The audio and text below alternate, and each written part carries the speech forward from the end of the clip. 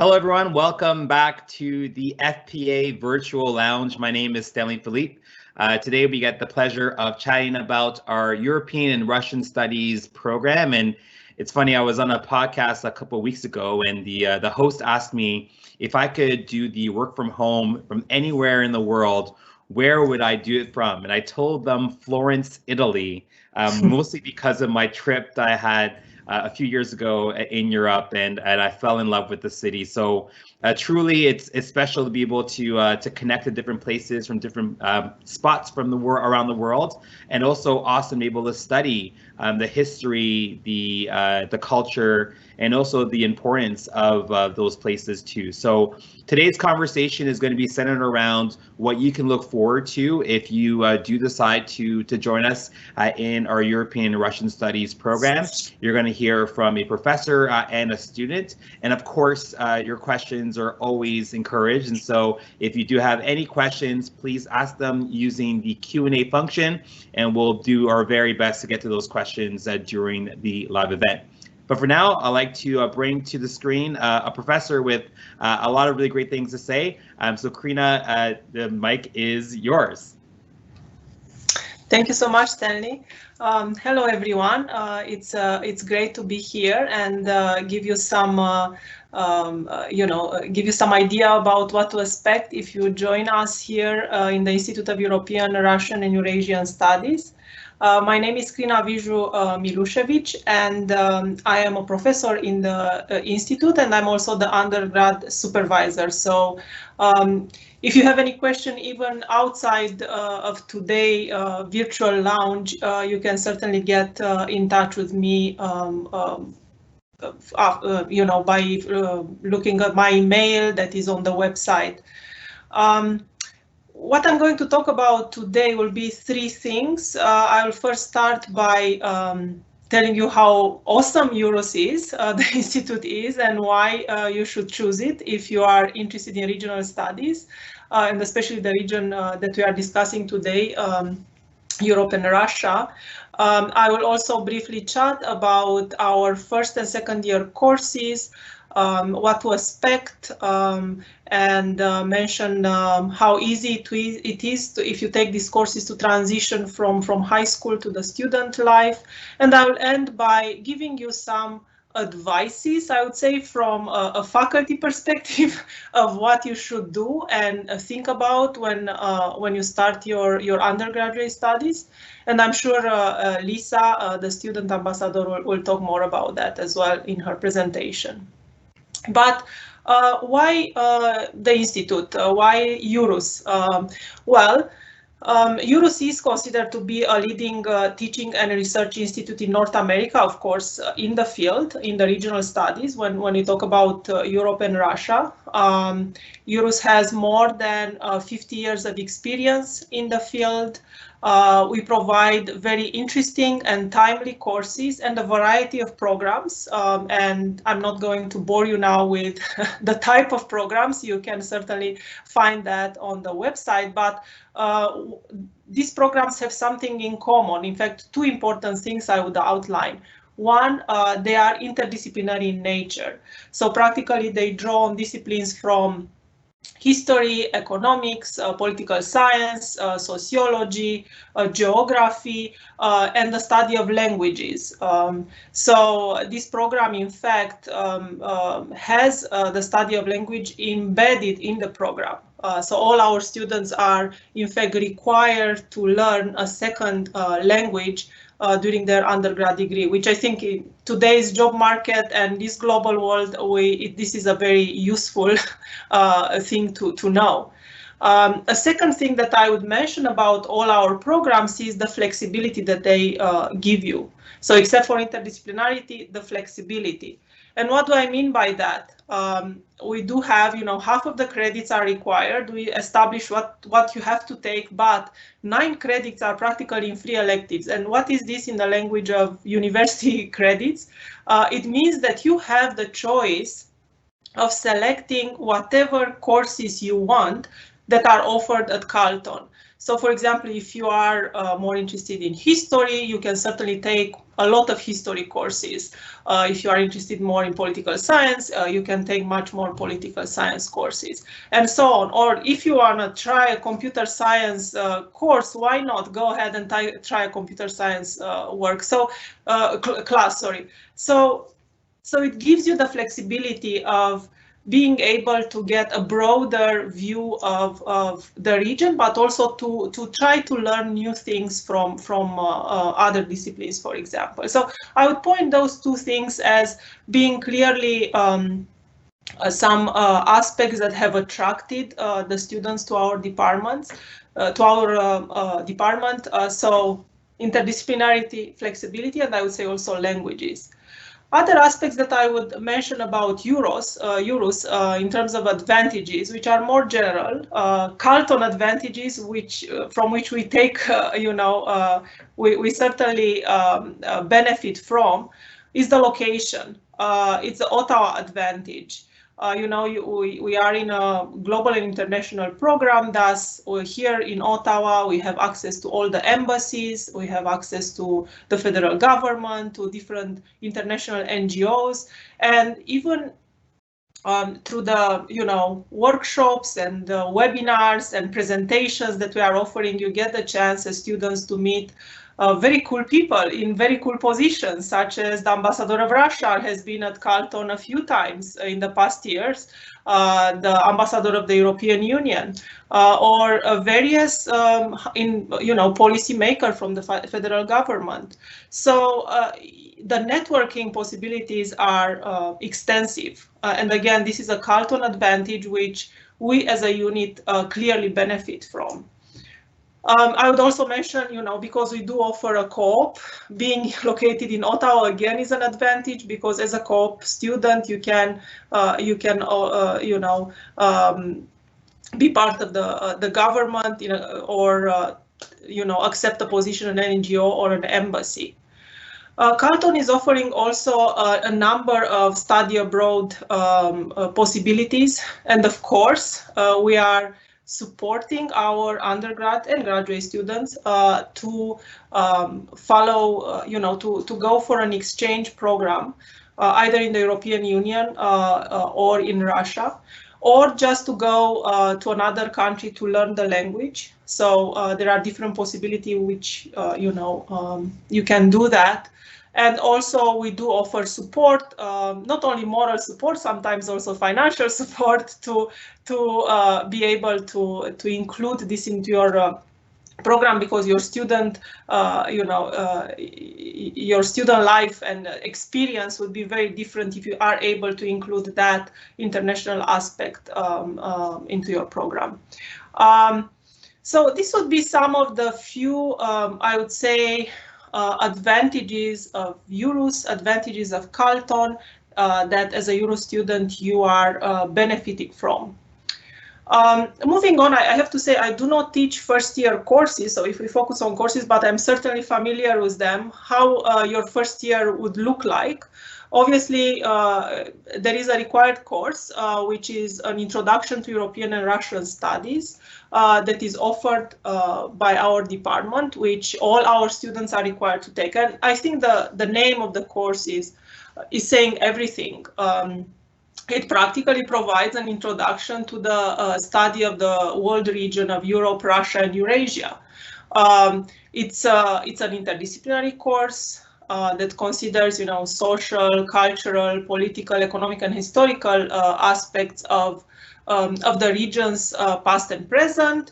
It focuses on key issues and debates that are studied by academics related to the region. So it's a very, an introduction to the region, which will practically prepare you for courses at higher levels, and will give you a basic understanding of the region and the basic understanding of the debates that are going on in the region. I have to say I'm teaching the follow-up courses at the second year level, which relate to the current events in Europe and Russia, and also Europe and Russia in the world, which again, the aspects that I find very attractive to these courses, first is they are highly interdisciplinary, and thus they attract students from diverse backgrounds. So the debates and the discussions that we have in the class are really interesting, and you get to learn, even from the instructor perspective, you have to learn different views from very different disciplinary perspectives. And also all courses are based on debates, based on discussion. We moved away from a lecture style courses, and we try to implement a lot of experiential learning aspects, case studies, discussion forums, presentations, which, at the beginning it might be a bit scary for students, but once we get the ball rolling, it's becoming a very interesting exercise, and students get really excited about these aspects of courses. I have to say that the first year course is also giving, except for an understanding of the region, is providing the necessary skills of writing, for example. This you'll find as coming from high school, this would be a big difference for all courses at the university. Most of the courses at the university level, you have to write a paper, an essay, whatever you want to call it. And thus you need to get, you need to understand how to write, to have the basic writing skills. And I think one of the goals of the first year courses are also to provide these skills to the students and to give examples of how what kind of skills you need in order to write a good term paper. I think Lisa will be able to talk more of that from the student perspective, as I'm not teaching the first year course, but I know when the students come in the second year, they certainly have some of those skills. Other aspects that I would point out about these courses that I mentioned, and I'm involved at the second year level, is they are all focused on current events.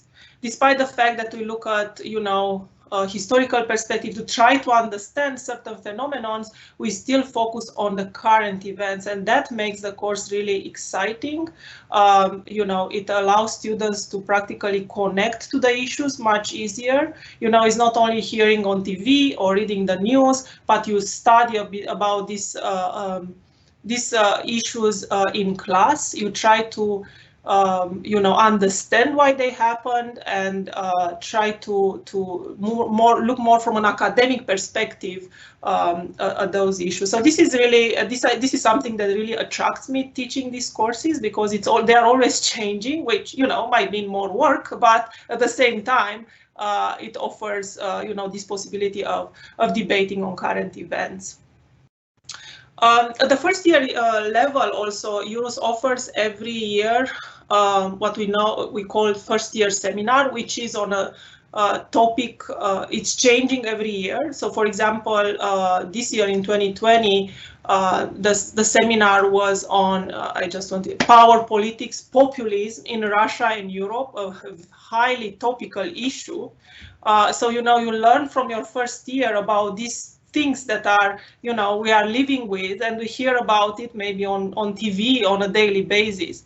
So we are always changing our, course offerings, and we try to be, on top of things and try to follow up with the developments, especially in the region. But I would say developments in the region, but we always try to connect these developments, because we have to, why is it interesting to learn about these things from Canada? We'll try to connect it to where we live and to the larger world at hand. So I will end this short presentation by, not advices, but by some practical things that you might want to keep in mind when you move to university, you become a student. I think, for some students, the transition is extremely smooth. For some, it can be a shock from different perspectives, not only academic, but, moving away from home and all these things that are changing. But from an academic perspective, and that's the part where I can give you more advice, is, first of all, one thing that I always put first on my list is level of organization. When you are a student, you have to be able to, you know, to know when the deadlines are. You have to know when the assignments are due, what kind of assignments. So there is nobody that would follow you or would push you to complete all these tasks. You have lots of freedom and sometimes lots of independence in studying. When do you study? So some students struggle with that. Some students are much better when they have a very, you know, minute by minute kind of schedule, which probably high school does better or does it differently than at the university level. I would say communication. Communication with your instructors, teachers, communication with the teaching assistants, communication with undergrad advisor. The most important, because if you don't communicate, you might miss certain things that are important.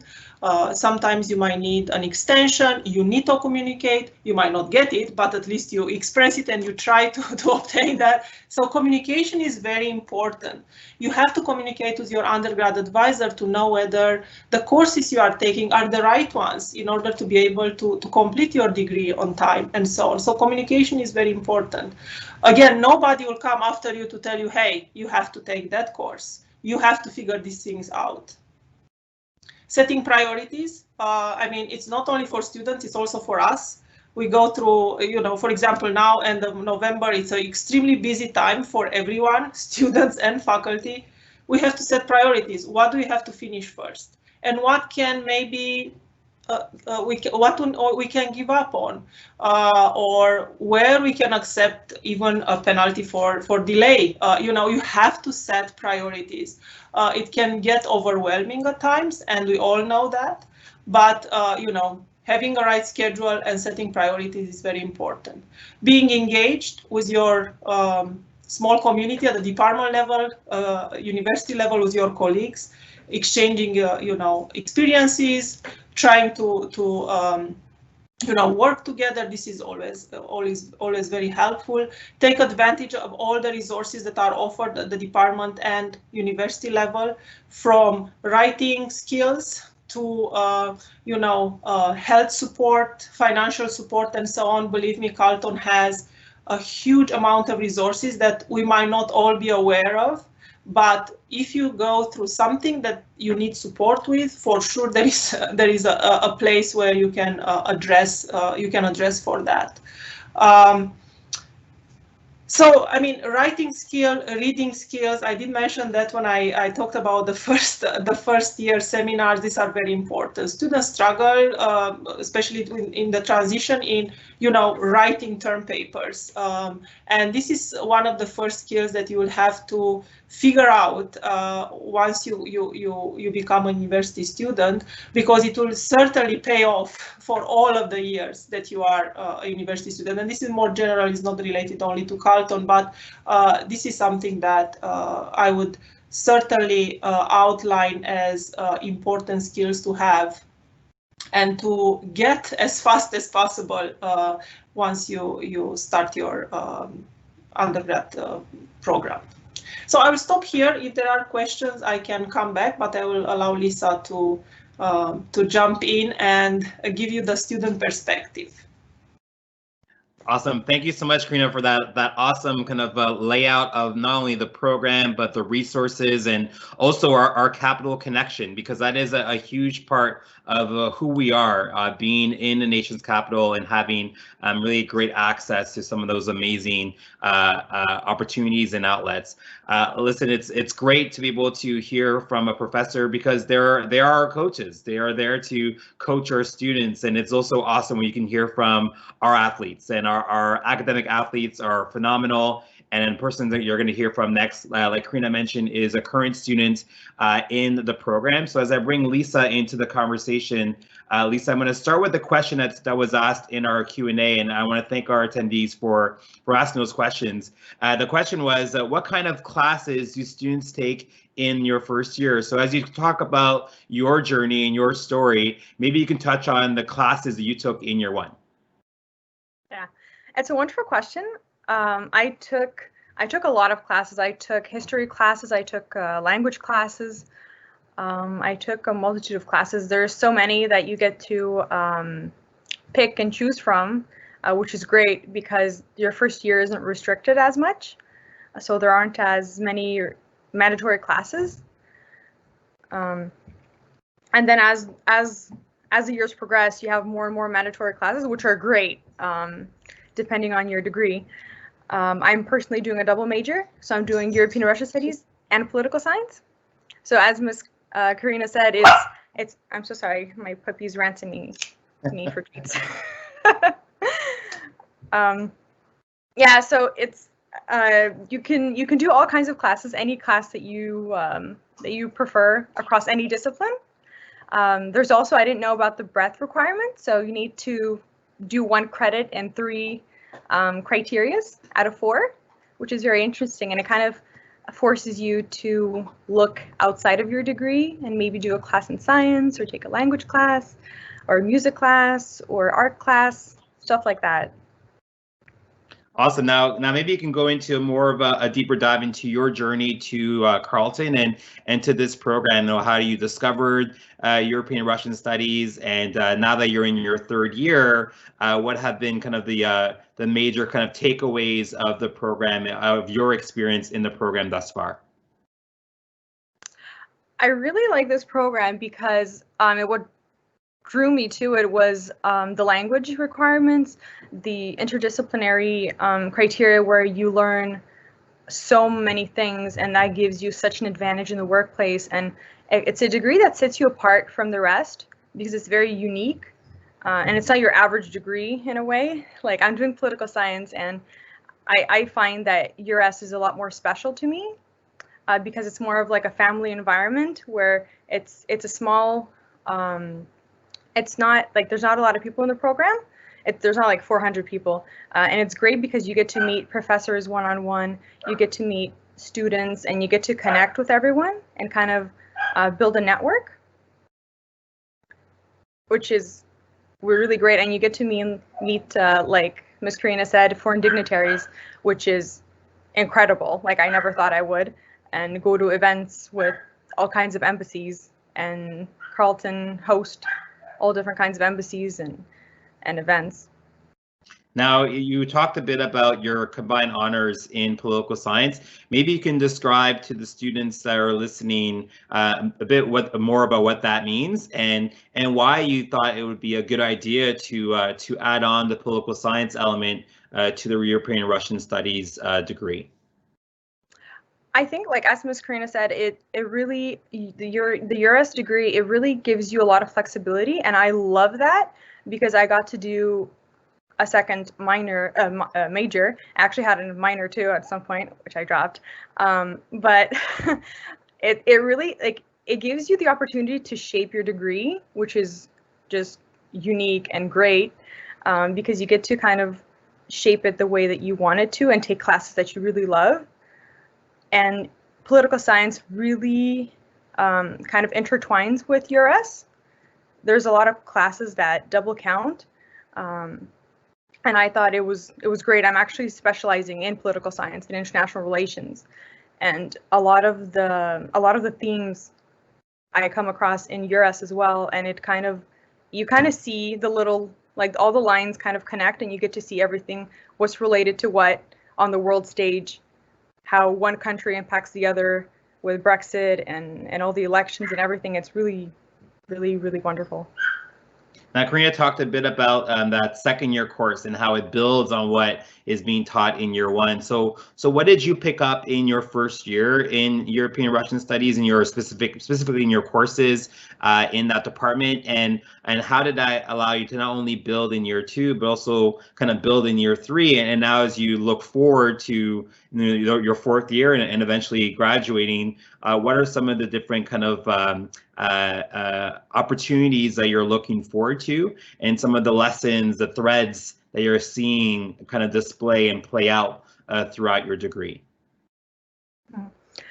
So some of the things I really kind of stuck with me was time management. I think that's extremely important. So when you come from high school, it's kind of different. You kind of the teacher kind of holds you by the hand and kind of like says, you need to do this, you need to hand this in, whereas in university, you have a deadline, you have to meet it. And, like if you're running late, it's better to submit it, better late than never. You get docked a few points, but hey, the grade is in.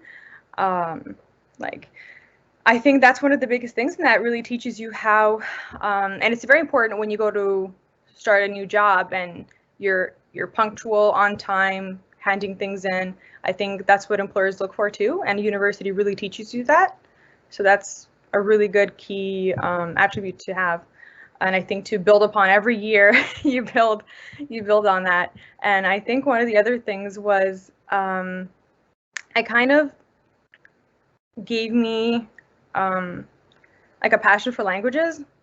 So when I took during the first year German, it kind of gave me like, oh, why don't I try another language like Spanish? So I'm taking Spanish now. And it kind of it's interesting how your first year kind of shapes you as well. And I would say if you're having any kind of issues, go to the professors, go to the TAs. They're very open. They love to help. They're always there to listen to any kind of issues that you have or any problems, and they can direct you if they can't help you to another person that can help you. And I would also recommend peer tutoring, writing services. There are so many things that Carleton offers, as well as URS, that I would suggest that you go through the website and find all the tools that are there at your disposal. Yeah, it's cool. It's cool when you think about that, like that. Carleton is located in Ottawa, and Ottawa is such an amazing, diverse, accessible city, and Carleton's a reflection of that. And then in European Russian Studies is a reflection of what's happening at Carleton with the support that's available, different types of courses that you can take. Was there a class that kind of stood out to you, a course that you took that you're like, yeah, this is like my favorite all-time course, I recommend all future European Russian Studies students to take? And if so, what is that course? Well, honestly, I really liked, as cliche as it sounds, I really liked the first class. It was the introduction, URS 1001, and that really kind of opened the door to everything, and we touched upon everything, and then you kind of find what you're really interested in. For me, it was Russia. So I speak Russian, so then I took the history of Russia with Dr. Fraser, and I really highly recommend that course. And it really, I think, it really gives you a stepping stone, the first class, to really find your passion and what topics you're really interested in. And I really suggest you go to all the events that the faculty organizes, and do all the readings. Well, at least try to do the readings that the professors give you, because you get ideas for essays and research papers from there, and it really, really helps you and enriches your knowledge. Now, there's a question in the Q&A that I'm going to ask you, Lisa, but Karina, you might want to also jump in on this question as well. And the question was, so this person isn't sure what they want to do when they graduate, grad school or get a job. And a follow-up to that was, what do students do with a degree in European Russian Studies? So Lisa, for you, as you kind of start building towards, again, the end of your degree, and I'm sure it's a year plus away, but are you envisioning going to grad studies? Or are you thinking, oh, I'm going to start working? Have you had that kind of thought process yet? Where are you at with where you think you might be heading in a couple of years? So it's a very interesting question, and a loaded one. So I'm going to do an internship next year, hopefully. So URS offers internships and co-ops, which I highly recommend that you do, because that gives you, that kind of gives you a little window into what you can do. And it can be anything from government work, NGOs, all kinds of companies, either within the government, within national defense, within Foreign Affairs Canada. There are so many opportunities. And then you can go international too, there's a EU study tour. And there are so many things that you can do, and there's FSWEP. I mean, all of this stuff I learned at URS, which is such a blessing, because it really gives you so many opportunities to kind of find out what you can do. And there's so many different, so each job has different requirements. And for me personally, I would like to do grad school, but not right away, because I like a little break. So I'd like to go work for a year or two and then come back and do a master's, and gain a bit of knowledge too. For sure. Yeah, it's one of those things, right, where it's like, I mean, obviously there's still a lot of time before you have to make any type of decisions, but it's one of those things where students are juggling that. Like, do I want to keep riding this academic train, or do I want to take a break and try something different? I'm just going to bring Karina back into the live, because that question about what students do with a degree is one that is very common with all of our programs. So in your experience, where have you found that students ended up with their degree in European Russian studies? Well, based on our alumni's experiences, so some of them have followed the path of graduate studies and master level degrees in the same region of focus in Euros, but also in political science or international relations or history. Some have gone to law school or follow a teaching career. Some have continued journalism and media. So the ones that have chosen to continue their degrees, their education, have gone into these fields. But of course, we do have the others that prefer to work, like Lisa mentioned, at least temporarily or permanently. And majority of them are in public service, in government position. In various, we do have some that found positions in NGOs. I would say that it's not necessarily that you would differentiate from the career perspective from other departments, but if it is to differentiate from the benefits of the degree, I would certainly outline a few that are marketable.